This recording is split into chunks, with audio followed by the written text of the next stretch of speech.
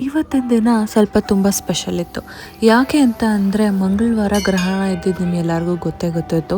ಅವತ್ತಿನ ದಿನವೇ ನಾನು ಈ ವಿಡಿಯೋನ ಶೂಟ್ ಮಾಡ್ಕೊಂಡಿದ್ದು. ಅವತ್ತು ಮಧ್ಯಾಹ್ನ 3 ಗಂಟೆಯಿಂದ 7 ಗಂಟೆವರೆಗೂ ಊಟ ಮಾಡಬಾರ್ದು, ಏನು ಸೇವಿಸಬಾರ್ದು ಅಂತ ಅಂದ್ಬಿಟ್ಟು ಎಲ್ಲರೂ ಹೇಳಿದರು ಅಂತ ಅಂದ್ಬಿಟ್ಟು ನಾವು ಅದೇ ಥರ ಮಧ್ಯಾಹ್ನ ಬೇಗ ಲಂಚ್ ಮುಗಿಸ್ಕೊಂಬಿಡೋಣ ಅಂತ ಶುರು ಮಾಡ್ಕೊಂಡಾಗಲೇ ನಾನು ಯಾಕೆ ಈ ವಿಡಿಯೋ ಮಾಡ್ಕೊಬಾರ್ದು, ನಮ್ಮ ಡೇ ಹೆಂಗೋಯ್ತು ಅಂತ ತಿಳಿಸ್ಕೊಡೋಣ ಅಂತ ಸ್ಟಾರ್ಟ್ ಮಾಡ್ಕೊಂಡ್ವಿ. ನನ್ನ ಮಗಳು ನಾನು ಲಂಚ್ ಮಾಡ್ತಾಯಿದ್ದೆ, ಸೈಡಲ್ಲಿ ಚಿಕ್ಕ ಹೆಲ್ಪರ್ ಥರ ಅವ್ರ ಅಜ್ಜಿಗೆ ಮತ್ತು ಅವ್ರ ಅಪ್ಪನಿಗೆ ಫುಲ್ಲು ನಾನು ಬಾಡಿ ಲೋಷನ್ ಹಚ್ತೀನಿ, ನಾನು ಲೋಷನ್ ಹಚ್ತೀನಿ, ತುಂಬ ಬಿಸಿಲು ಇದೆ ಬಿಸಿ ಬಿಸಿ ಅಂತ ಇಲ್ಲಿ ಲೋಷನ್ ಹಚ್ತಾ ಇದ್ದಾಳೆ. ಓಪನ್ ಮಾಡೋದು, ಆ ಕಡೆ ಹೋಗೋದು, ಈ ಕಡೆ ಬರೋದು, ಹಚ್ಚೋದು. ತುಂಬ ಫನ್ನಿಯಾಗಿತ್ತು.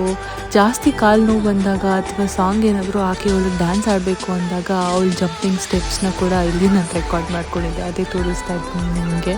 ಸೊ ಈ ಒಂದು ಕ್ಯೂಟ್ ಮೂಮೆಂಟ್ನ ತುಂಬ ಲೈಫಲ್ಲಿ ಚೆರಿಷ್ ಮಾಡ್ತೀವಿ ಮುಂದಕ್ಕೆ ಅಂತ ಅಂದ್ಬಿಟ್ಟು ನಾನು ರೆಕಾರ್ಡ್ ಮಾಡಿಕೊಂಡೇ ಇರಲಿ ಅಂತ.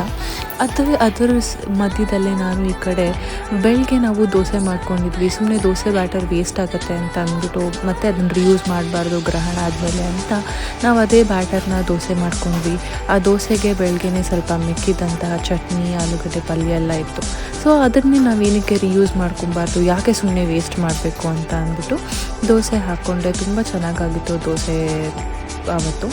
ಏನಿಲ್ಲ, ನಮ್ಮ ಮನೆಯಲ್ಲಿ ಸ್ವಲ್ಪ 1 ಗ್ಲಾಸ್ ನಾರ್ಮಲ್ ದೋಸೆ ಅಕ್ಕಿಗೆ ಅರ್ಧ ಗ್ಲಾಸ್ ಉದ್ದಿನಬೇಳೆ, 1 ಸ್ಪೂನ್ ಮೆಂತ್ಯ, 1 ಸ್ಪೂನ್ ಕಡಲೆಬೇಳೆ ಹಾಕ್ಕೊಂಡು ನೆನೆಸ್ಕೊಂಡು ರುಬ್ಕೊಂಡು ಓವರ್ ನೈಟ್ ಫರ್ಮೆಂಟ್ ಮಾಡ್ಕೊಳ್ಳೋದು. ತುಂಬ ಚೆನ್ನಾಗಿ ಬಂದಿತ್ತು. ನಿಮಗೆ ಡೀಟೇಲ್ ರೆಸಿಪಿ ಬೇಕು ಅಂದರೆ ನನಗೆ ತಿಳಿಸ್ಕೊಡಿ.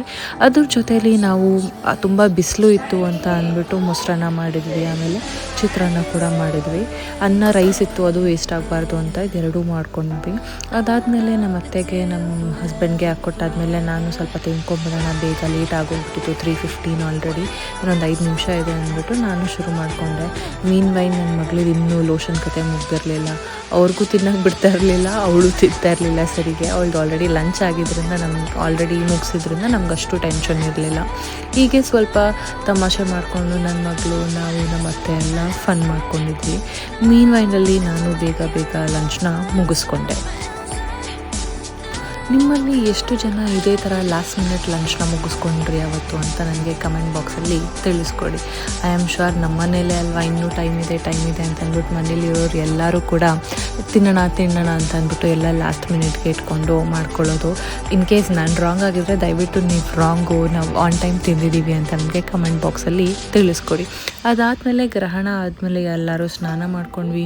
ನನ್ನ ಮಗಳು ಫ್ರೆಶ್ ಆಗಿ ಅಮ್ಮ ನಾನು ವಿಡಿಯೋ ಅಂತ ಅಂದ್ಬಿಟ್ಟು ತೆಗೆಸ್ಕೊಂಡ್ಲು. ಸರಿ ಬಾ ಅಮ್ಮ ಮಾಡ್ತೀನಿ ಅಂತ ಅಂದ್ಬಿಟ್ಟು ಅವಳದೊಂದು ಪುಟಾಣಿ ವಿಡಿಯೋ ಮಾಡಿಕೊಂಡು ನಾವೆಲ್ಲರೂ ಅಲ್ಲಿಂದ ಫ್ರೆಶ್ ಆಗಿ ಹೊರಟ್ವಿ. ನನ್ನ ಮಗಳು ಸಂಜೆ ಏನೂ ಸ್ನ್ಯಾಕ್ಸ್ ತಿನ್ನೋಕ್ಕಾಗಿಲ್ಲ, ಗ್ರಹಣ ಆಲ್ಮೋಸ್ಟ್ 7 o'clockವರೆಗೂ ಇತ್ತು ಅಂತಂದ್ಬಿಟ್ಟು ಅವಳಿಗೆ ಹೊಟ್ಟೆ ಹಸಿತಾಯಿತು, ಮೊಮ್ಮು ಅಂತ ಇದ್ಲು ಅಂತಂದ್ಬಿಟ್ಟು ನನ್ನ ಹಸ್ಬೆಂಡ್ ಅವಳಿಗೆ ಆಮ್ಲೆಟ್ ಮಾಡಿಕೊಟ್ರು. ಅವಳು ಸ್ವಲ್ಪ ಇತ್ತೀಚೆಗೆ ಬಾಯ್ಲ್ಡ್ ಎಗ್ಗಿಂತ ಆಮ್ಲೆಟ್ನ ದೋಸೆ ಅಂತ ಅಂದ್ಕೊಂಡು ಇಷ್ಟಪಟ್ಟು ತಿಂತಾಳೆ. ಸೊ ಅವಳಿಗೆ ನಾವು ಫೋರ್ಸ್ ಫೀಡ್ ಮಾಡೋದು ಬೇಡ ಅಂತ ಅಂದ್ಬಿಟ್ಟು ಆಮ್ಲೆಟ್ ಫಾರ್ಮ್ಯಾಟಲ್ಲೇ ನಾವು ಅವಳಿಗೆ ದೋಸೆನ ಕೊಟ್ಬಿಡ್ತೀವಿ. ಸ್ವಲ್ಪ ಪ್ರೋಟೀನ್, ವಿಟಮಿನ್ಸ್ ಎಲ್ಲ ಸಿಗುತ್ತೆ ಅಂತ ಅಂದ್ಬಿಟ್ಟು ಕೊಟ್ಬಿಟ್ಟು ಮಾಡಿಕೊಟ್ವಿ. ನಮ್ಮ ಅತ್ತೆ ಅವಳಿಗೆ ತಿನ್ನಿಸ್ತೀನಿ ಬಿಡಿ ಅಂತ ಅಂದರು. ಅಂದ್ರಲ್ಲ ಅಂತ ಅಂದ್ಬಿಟ್ಟು ನಾನು ನನ್ನ ಹಸ್ಬೆಂಡು ಹೊರಟ್ವಿ. ಎಲ್ಲಿ ಹೊರಟ್ವಿ ಅಂತ ಕೇಳ್ತಾ ಇದ್ದೀರಾ? ನೀವೇ ನೋಡಿ ನಾವು ಎಲ್ಲಿ ಹೊರಟ್ವಿ ಅಂತ ಅಂದ್ಬಿಟ್ಟು ನಾವು ಕೆಳಗಡೆ ಬಂದ್ವಿ. ಪಾಪ ಈ ಬೆಕ್ಕು ಏನು ಸ್ಟೋರಿ ಅಂತ ಈ ವಿಡಿಯೋ ಎಂಡಿಂಗ್ವರೆಗೂ ನೋಡಿ ಗೊತ್ತಾಗುತ್ತೆ. ಗ್ರಹಣ ಮುಗಿತು, ಎಲ್ಲರೂ ಫ್ರೆಶ್ ಆಗಿ ಇವಾಗ ದೇವಸ್ಥಾನಕ್ಕೆ ಹೋಗೋಣ ಅಂತ ಅಂದ್ಕೊಂಡ್ವಿ. ನನ್ನ ಮಗಳು ಏನೂ ತಿನ್ನಲಿಲ್ಲ, 3 to 7 ಆಲ್ಮೋಸ್ಟ್ ಅಂತ ಅಂದ್ಬಿಟ್ಟು ಅವರಿಗೆ ಆಮ್ಲೆಟ್ ಹಾಕ್ಕೊಟ್ಬಿಟ್ಟು ನಾವು ಇಲ್ಲೇ ಹತ್ರದಲ್ಲಿರೋ ದೇವಸ್ಥಾನ ಅಲ್ವಾ, ಸೊ ನಡ್ಕೊಂಡೇ ಹೋಗ್ಬಿಟ್ಟು ಬಂದುಬಿಡೋಣ ಅಂತ ನಾನು ನನ್ನ ಹಸ್ಬೆಂಡು ನಡ್ಕೊಂಡು ಹೋಗ್ತಾ ಇದ್ದೀವಿ. ನನ್ನ ರಾಶಿಯಲ್ಲಿ ಸ್ವಲ್ಪ ಮಿಶ್ರ ಫಲನೋ ಏನೋ ಹೇಳಿದ್ರು. ಸೊ ನಮ್ಮ ಅತ್ತೆ ಏನೋ ಒಂದು ಸ್ವಲ್ಪ ಕೊಡೋಕ್ಕೆ ಹೇಳಿದ್ದಾರೆ ದೇವಸ್ಥಾನದಲ್ಲಿ. ಸೊ ಅದನ್ನು ತೊಗೊಂಡು ಹಾಗೆ ದೇವಸ್ಥಾನಕ್ಕೆ ಹೋಗಬೇಕು. ನಿಮ್ಮಲ್ಲಿ ಯಾರ್ಯಾರು ಮಿಶ್ರ ಫಲ ಅಥವಾ ನಾಟ್ ಸೋ ಗುಡ್ ರಾಶಿಯವ್ರು ಇರ್ತೀರಾ, ನೀವು ಕೊಟ್ರಾ ಇಲ್ವಾ ನನಗೆ ಕಮೆಂಟಲ್ಲಿ ತಿಳಿಸ್ಕೊಡಿ. ನಾವೇನೋ ದೇವಸ್ಥಾನಕ್ಕಂತ ಬಂದ್ವಿ. ನಮ್ಮ ರಾಶಿ ಪ್ರಕಾರ ಏನೇನೋ ಕೊಡಬೇಕು ಅಂತ ಹೇಳಿರ್ತಾರಲ್ವ, ಅದನ್ನು ಫಾಲೋ ಮಾಡೋಣ ಅಂತ ನಾವು ಗಂಧಿಗೆ ಅಂಗಡಿಗೆ ಹೋಗಿ ಇಸ್ಕೊಂಡು ಶಿವನ ದೇವಸ್ಥಾನ ನಮ್ಮ ಮನೆ ಹತ್ರನೇ ಇರೋದು ಅಂತ, ವಾಕೇಬಲ್ ಡಿಸ್ಟೆನ್ಸ್ ಅಂತ ಅಂದ್ಬಿಟ್ಟು ನಾವು ಬಂದು ದೇವಸ್ಥಾನಕ್ಕೆ ಕೊಟ್ಬಿಟ್ಟು ಹೋದ್ವಿ. ಬೀಯಿಂಗ್ ಹಾನೆಸ್ಟ್ ನನಗಿನ್ನೂ ಅಷ್ಟು ಕಂಫರ್ಟಬಲ್ ಆಗಿಲ್ಲ ನಾನು ಎಲ್ಲರ ಮುಂದೆ ಕ್ಯಾಮ್ರಾ ಯೂಸ್ ಮಾಡಿಕೊಂಡು ರೆಕಾರ್ಡ್ ಮಾಡೋದಕ್ಕೆ. ಸೊ ಎಲ್ಲೆಲ್ಲಿ ಜನ ಕಮ್ಮಿ ಇರ್ತಾರೋ ನಾನು ಅಲ್ಲೆಲ್ಲ ಇದು ಮಾಡ್ಕೊತೀನಿ. ಆಮೇಲೆ ಹಂಗೆ ಮನೆಗೆ ಬಂದ್ವಿ. ಅವಾಗ ಫ್ರೆಶಾಗೆಲ್ಲ ಪ್ರಿಪೇರ್ ಮಾಡಿ ಮಾಡಬೇಕು ಅಂತ ಅಂದ್ಬಿಟ್ಟು ನಮ್ಮತ್ತೆ ಕ್ವಿಕ್ಕಾಗಿ ಗಾರ್ಲಿಕ್ ರೈಸ್ ಮಾಡಿಬಿಡೋಣ ಅಂತ ಅಂದರು. ಓಕೆ ಫೈನ್ ಅಂತ ಅಂದ್ಬಿಟ್ಟು ನಾವು ಗಾರ್ಲಿಕ್ ರೈಸ್ನ ಮಾಡೋದಕ್ಕೆ ಶುರು ಮಾಡ್ಕೊಂಡ್ವಿ. ಗಾರ್ಲಿಕ್ ರೈಸ್ ಅಂತ ಅಂದರೆ ಹೆಸರೇ ಹೇಳಂಗೆ ಸ್ವಲ್ಪ ಗಾರ್ಲಿಕ್ ಜಾಸ್ತಿನೇ ಸುಲಿದಿಟ್ಕೊಬೇಕು. ಆಲ್ಮೋಸ್ಟ್ ನಾವು ಒಂದು 4 ಗಾರ್ಲಿಕ್ ಬೆಳ್ಳುಳ್ಳಿನ ಸುಲಿದು ಇಟ್ಕೊಂಡಿದ್ವಿ. ಒಂದು ಕುಕ್ಕರ್ಗೆ ಎಣ್ಣೆ ಹಾಕ್ಕೊಂಡು ಮಸಾಲೆ ಐಟಮ್ಸ್ ಏನೇನು ಇರುತ್ತಲ್ವ, ಪಲಾವ್ ಎಲೆ, ಚಕ್ಕೆ, ಲವಂಗ, ಅನಾನಸು ಅದೆಲ್ಲನೂ ಹಾಕ್ಕೊಂಡು ಅದೊಂದು ಚೂರು ಫ್ರೈ ಆದಮೇಲೆ ಅದಕ್ಕೆ ಈರುಳ್ಳಿ ಹಾಕ್ಕೊಂಡು ನಾವು ಈ ಥರ ಆಡಿಸ್ಕೊತಾ ಇದ್ದೀವಿ. ಕೈ ಆಡಿದ್ಮೇಲೆ ಅದೊಂದು ಚೂರು ಕಲರ್ ಬಿಟ್ಟ ತಕ್ಷಣ ನಾವು ಬೆಳ್ಳುಳ್ಳಿ ಹಾಕ್ಕೋತೀವಿ. ಬೆಳ್ಳುಳ್ಳಿ ಇದರಲ್ಲಿ ಎಷ್ಟು ಹಾಕಿ ಎಷ್ಟು ಫ್ರೈ ಮಾಡ್ತಿರೋ ಅಷ್ಟು ಚೆನ್ನಾಗಿ ಬರುತ್ತೆ ಈ ರೈಸ್ ಅಂತಲೇ ಹೇಳ್ಬೋದು. ಸ್ವಲ್ಪ ಬ್ರೌನಿಷ್ ಆದರೆ ತುಂಬ ಸ್ವೀಟಿಶ್ ಆಗಿ ಟೇಸ್ಟ್ ಬರುತ್ತೆ. ನೀವು ಗಾರ್ಲಿಕ್ ಪ್ರಿಯರಾಗಿದ್ದರೆ ಈ ರೆಸಿಪಿ ಖಂಡಿತವಾಗ್ಲೂ ಟ್ರೈ ಮಾಡಿ, ಚೆನ್ನಾಗಿ ಬರುತ್ತೆ. ಆವಾಗಲೇ ನಾವು ಒಂದು 5-6 ಹಸಿಮೆಣ್ಸಿನ್ಕಾಯಿನ ಕಟ್ ಮಾಡಿ ಇಟ್ಕೊಂಡ್ವಿ. ಅದ್ರ ಜೊತೆಲಿ ನಾವು ಏನೇನು ಸೊಪ್ಪಿತ್ತಲ್ಲ ನಮ್ಮ ಮನೇಲಿ ಮೆಂತ್ಯ ಸೊಪ್ಪು, ಪಾಲಕ್ಕು, ಈರುಳ್ಳಿ ಕೊತ್ತಂಬರಿ ಎಲ್ಲ ಇತ್ತು ಅಂದ್ಬಿಟ್ಟು ಎಲ್ಲನೂ ಕಟ್ ಮಾಡಿ ಎತ್ತಿಟ್ಕೊಂಡ್ವಿ.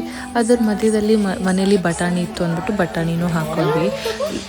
ಗೊತ್ತೇ ಇರುತ್ತಲ್ಲ, ಮಕ್ಕಳಿರೋ ಮನೇಲಿ ಅಡುಗೆ ಮಾಡೋದು ಅಷ್ಟು ಈಸಿ ಇಲ್ಲ. ಅವಳು ಅಜ್ಜಿ ಏನು ಮಾಡ್ತಾಯಿದ್ವಿ ಅಂತ ಎತ್ಕೊತ ಇದ್ಲು ಅಂತಂದ್ಬಿಟ್ಟು ನಾನು ಅವ್ರ ಜೊತೆ ಹೋಗಿ ನಿಂತ್ಕೊಂಡು ಅವಳನ್ನ ಆಟ ಆಡಿಸ್ಕೊಂಡಿದ್ದೆ.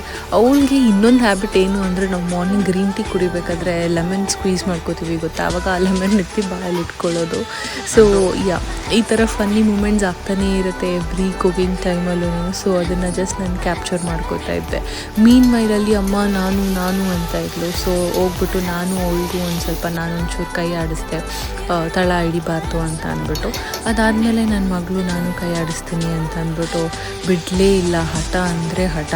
ಆಮೇಲೆ ಕಿರ್ಚೋಕ್ಕೆ ಸ್ಟಾರ್ಟ್ ಮಾಡಿಬಿಡ್ತಾರೆ, ಯಾಕೆ ಸುಮ್ಮನೆ ಆಡಿಸ್ಬೇಕು ಅಂತ. ಅವಳಿಗೂ ಒಂಚೂರು ಕೊಟ್ಬಿಟ್ರೆ ಏನೋ ಮಾಡಬೇಕು ಅನ್ನೋದನ್ನು ಮಕ್ಕಳು ಆಟ ಮಾಡೋದಕ್ಕೆ ಹೋಗಲ್ಲ. ಅವಳು ನಾವು ಹೋಗ್ಬೇಕಾದ್ರೆ ದೇವಸ್ಥಾನಕ್ಕೆ ಫುಲ್ಲು ಮೊಟ್ಟೆ ತಿಂದಿರಲಿಲ್ಲ, ಸ್ವಲ್ಪ ಅರ್ಧ ಏನೋ ತಿಂದಿದ್ಲು. ಸಾಕು, ಎಷ್ಟು ತಿಂತಾರೋ ಅಷ್ಟೇ ಸಾಕು, ಫೋರ್ಸ್ ಫೀಡಿಂಗ್ ಬೇಡ ಅಂತ ಅಂದ್ಬಿಟ್ಟು ನಾವು ತುಂಬ ಫೋರ್ಸ್ ಮಾಡೋಕ್ಕೆ ಹೋಗಲ್ಲ. ಸೊ ಸೈಡಲ್ಲಿ ಎತ್ತಿಟ್ಕೊಂಡಿದ್ದಂತಹ ಆ ಸೊಪ್ಪನ್ನು ಹಾಕಿ ಮಿಕ್ಸ್ ಮಾಡೋದು. ನಾನು ನಿಮಗೆ ಮುಂಚೆ ಈ ವಿಡಿಯೋಲಿ ಹೇಳ್ದಂಗೆ ಏನಾಗಿದೆ ಅಂತಂದರೆ, ನಮ್ಮ ಮನೆ ಪಕ್ಕದ ಬಿಲ್ಡಿಂಗಲ್ಲಿ ಅಥವಾ ಪಕ್ಕದ ಇದರಲ್ಲಿ ಒಂದು ಬೆಕ್ಕಿದೆ. ಆ ಬೆಕ್ಕು ಅದು ಮಗು ಹಾಕಿತ್ತು ಅಂತ ಅನಿಸುತ್ತೆ. ಬಟ್ ಆ ಮಗು ಎಲ್ಲೋ ಹೋಗ್ಬಿಟ್ಟಿದೆ. ಐ ಥಿಂಕ್ ಗರುಡ ಎತ್ಕೊಂಡು ಹೋಗಿದೆಯೋ ಅಥವಾ ಏನಾದರೂ ಆಗಿದೆಯೋ ಮಗುಗೆ ಗೊತ್ತಿಲ್ಲ. ಲಾಸ್ಟ್ 3 ಡೇಸಿಂದ ಫುಲ್ಲು ಅಳ್ತಾನೇ ಇದೆ, ಹುಡುಕ್ತಾನೇ ಇದೆ, ಎಲ್ಲ ಕಡೆ ಓಡಾಡ್ತಾ ಇದೆ. ಬಟ್ ಅದಕ್ಕೆ ಅದರದ್ದು ಮಗು ಸಿಗ್ತಾಯಿಲ್ಲ. ಅದರಿಂದ ಅದು ತುಂಬಾ ತುಂಬ ಅಳೋ ಸೌಂಡ್ ನಮಗೆ ಗೊತ್ತಾಗ್ತಾ ಇದೆ. ನಾವು ಕಿಚನಲ್ಲಿ ನಿಂತ್ಕೊಂಡ್ರೆ ಸೌಂಡ್ ಕೇಳಿಸುತ್ತೆ, ಬಾಲ್ಕನಿಗೆ ಹೋದರೆ ಅಲ್ಲೂ ಸೌಂಡ್ ಕೇಳಿಸುತ್ತೆ. ನಾನು ನಮ್ಮ ಅತ್ತೆ ಅದೇ ಅಂದ್ಕೊತಾ ಇದ್ವಿ, ಒಂದು ಬೆಕ್ಕಿಗೆ ಅದ್ರ ಮಗು ಅಂತ ಎಷ್ಟು ಫೀಲ್ ಆಗುತ್ತೆ, ಎಷ್ಟು ಕನ್ಸರ್ನ್ ಇರುತ್ತೆ. ಅಂದರೆ ನಾವು ಮನುಷ್ಯರಾಗಿದ್ದವರು ಎಷ್ಟು ಕನೆಕ್ಷನ್ಸ್ ಇಟ್ಕೊಂಡಿರ್ತೀವಿ ಅಲ್ವಾ ಮಕ್ಕಳ ಜೊತೆ ಅಂತ ಅಂದ್ಬಿಟ್ಟೆ ನಾವು ಮಾತಾಡ್ಕೊತಾ ಇದ್ವಿ. ಸೊ ಐ ಫೀಲ್ ಬ್ಯಾಡ್ ಬೆಕ್ಕಿಗೋಸ್ಕರ. ಆದಷ್ಟು ಬೇಗ ಮಗು ಇದ್ದರೆ ಆ ಬೆಕ್ಕುದು ಹತ್ರದಲ್ಲೇ ಸಿಕ್ಬಿಡ್ಲಪ್ಪ ಅಂತ ಅಂದ್ಬಿಟ್ಟು. Coming back to garlic rice, ನಾವು ಹಾಕ್ಕೊಂಡಿದ್ದಂತಹ ಸೊಪ್ಪೆಲ್ಲ ಸ್ವಲ್ಪ ಚೆನ್ನಾಗಿ ಬೆಂದಾದಮೇಲೆ ಎಣ್ಣೆಲಿ ಫ್ರೈ ಆದರೆ ತುಂಬ ಚೆನ್ನಾಗಿ ಬರುತ್ತೆ ಅರೋಮಾ ಅಂತ ಅಂದ್ಬಿಟ್ಟು ಎಣ್ಣೆಲಿ ಚೆನ್ನಾಗಿ ಫ್ರೈ ಮಾಡ್ಕೊಂಡ್ವಿ. ಅದಕ್ಕೆ ಒಂಚೂರು ಉಪ್ಪು ರುಚಿಗೆ ತಕ್ಕಷ್ಟು ಉಪ್ಪು ಹಾಕ್ಕೊಂಡು, ಅರಿಶಿನ ಹಾಕ್ಕೊಂಡು, ನೀರು ಹಾಕ್ಕೊಂಡು ಚೆನ್ನಾಗಿ ಕುದಿಸ್ಕೋಬೇಕು. ನಾವಿಲ್ಲಿ ಅಕ್ಕಿಗೆ ಎಷ್ಟು ನೀರು ಬೇಕೋ ಅದನ್ನು ಹಾಕ್ಕೊಂಡು ಆಲ್ರೆಡಿ ಕುದಿಸ್ಕೊಂಬಿಟ್ಟಿದ್ದೀವಿ. ನಾವು 1 ಗ್ಲಾಸ್ ರೈಸ್ ಯೂಸ್ ಮಾಡ್ತಾ ಇರೋದ್ರಿಂದ 2 ಗ್ಲಾಸ್ ರೈಸ್ ವಾಟರ್ ಹಾಕ್ಕೊಂಡು ಚೆನ್ನಾಗಿ ಕುದಿಸ್ಕೊಂಡಿದ್ದೀವಿ. ಅದಕ್ಕೆ ಸ್ವಲ್ಪ ನಿಂಬೆಹಣ್ಣು ಹಿಂಡ್ಕೊಂಡು ಚೆನ್ನಾಗಿ ಕುದ್ದಾದ್ಮೇಲೆ ಅಕ್ಕಿ ಹಾಕ್ಬಿಟ್ಟು ಕ್ಲೋಸ್ ಮಾಡಿಬಿಡೋದು ಅಷ್ಟೇ. ಇದು 2 ವಿಷಲ್ಸ್ ಬಂದಾದಮೇಲೆ, ನಮ್ಮ ಮನೇಲಿ 2 ವಿಷಲ್ಸ್ ಅಂತ ನಾವು ಲೆಕ್ಕ ಇಟ್ಕೊಂಡಿರೋದು. ಇನ್ ಕೇಸ್ ನಿಮ್ಮ ಮನೇಲಿ ಹೇಗೆ ವಿಷಲ್ಸ್ ಹೋಗುತ್ತಲ್ವ ಅದಕ್ಕೆ ತಕ್ಕಂಗೆ ನೀವು ಹಾಕ್ಕೋಬೋದು. ಮೀನ್ವೈಲ್ ನನ್ನ ಮಗಳದು ಡಿನ್ನರ್ ಆಗಿತ್ತು, ರಾಗಿ ಸರಿ ಮಾಡಿ ತಿನ್ನಿಸಿದ್ದೆ ನಾನು. ಅವಳು ಆವಾಗ ನಾನು ರೆಕಾರ್ಡ್ ಮಾಡೋದಕ್ಕೆ ಹೇಗೆ ಟ್ರೈಪಾಡ್ ಇಟ್ಕೊಂಡಿರ್ತೀನಲ್ವ ಅದನ್ನ ಇಟ್ಕೊಂಡು ಈ ಥರ ಅಂತ ತೋರಿಸ್ತಾ ಇದ್ಲು. ಸೊ ಈ ಥರ ಆಗಿತ್ತು ಗಾರ್ಲಿಕ್ ರೈಸು. ತುಂಬ ಚೆನ್ನಾಗಾಗಿತ್ತು. ಇದಕ್ಕೆ ಬೇರೆ ಏನೂ ಬೇಕೇ ಆಗಿಲ್ಲ, ಚಟ್ನಿ ಆಗಲಿ ಅಥವಾ ಮೊಸರು ಬಜ್ಜಿ ಆಗಲಿ ನಿಮ್ಗೆ ಏನೂ ಬೇಕಾಗಲ್ಲ, ಪ್ಲೇನ್ ಇದೇ ತಿಂದರೆ ಸಾಕಾಗುತ್ತೆ. ಸೊ ಈ ಥರ ನಮ್ಮ ಡೇನ ನಾವು ಎಂಡ್ ಮಾಡಿದ್ವಿ. ನಿಮಗೆ ಈ ವ್ಲಾಗ್ ಇಷ್ಟ ಆಗಿದ್ರೆ ನನ್ನ ಚಾನಲ್ನ ಲೈಕ್ ಮಾಡಿ, ಶೇರ್ ಮಾಡಿ, ಸಬ್ಸ್ಕ್ರೈಬ್ ಮಾಡಿ. Thank you. See you in my next vlog.